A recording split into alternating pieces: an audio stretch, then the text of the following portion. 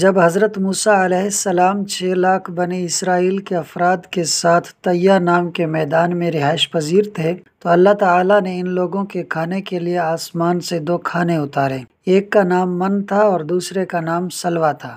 من بالکل سفید شہد کی طرح ایک حلوہ تھا اور ایک روایت کے مطابق سفید رنگ کا شہد ہی تھا جو روزانہ آسمان سے بارش کی طرح برستا تھا، اور سلویٰ پکی ہوئی بٹیریں تھیں جو دکنی ہوا کے ساتھ آسمان سے نازل ہوا کرتی تھیں۔ اللہ تعالیٰ نے بنی اسرائیل کے لوگوں پر اپنی نعمتیں بیان کرتے ہوئے قرآن مجید کے پہلے پارے کی سورہ بقرہ کی آیت نمبر 57 میں ارشاد فرمایا وَأَنزَلْنَا عَلَيْكُمُ الْمَنَّ وَالسَّلْوَىٰ، جس کا ترجمہ ہے اور ہم نے تم پر من اور سلویٰ اتارا۔ اس من و سلویٰ کے بارے میں حضرت موسیٰ علیہ السلام کا یہ حکم تھا کہ روزانہ تم لوگ اس کو کھا لیا کرو اور کل کے لیے ہرگز جمع کر کے نہ رکھنا۔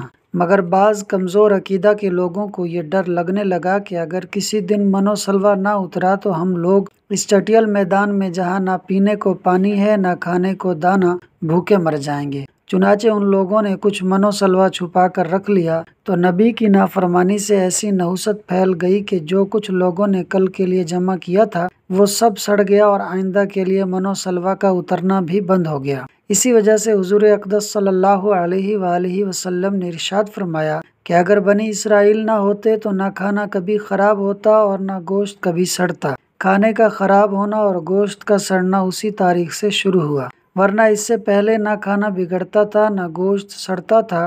ہمارے لیے غور کرنے کا مقام یہ ہے کہ کہیں ہم پر بھی مہنگائی کا طوفان اس لیے تو نہیں آیا ہوا کہ ہم لوگ بھی ذخیرہ اندوزی کر لیتے ہیں۔ مل مالکان ہوں یا بڑے دکاندار، ہر ایک اپنی طاقت کے مطابق کھانے پینے کی اشیاء کا اسٹاک کر لیتا ہے کہ مہنگا ہونے پر بیچ کر ڈھیر سارا منافع حاصل کرے گا۔ یعنی اس بات کا تو توکل ہی نہیں رہا کہ جس رب نے آج سستائی میں رزق دیا ہے وہ مہنگائی میں بھی دے گا، تو پھر ایسے میں غریب کی آہ کیوں نہ لگے، دل کا سکون کیوں برباد نہ ہو۔ اللہ پاک ہمیں توکل کرنے والا اور دوسروں کے حقوق ادا کرنے والا بنائے، آمین ثم آمین۔ پیارے دوستو، ویڈیو کو اینڈ تک دیکھنے کا شکریہ۔ ویڈیو کو لائک اور شیئر کر دیں اور چینل کو ضرور سبسکرائب کر دیں۔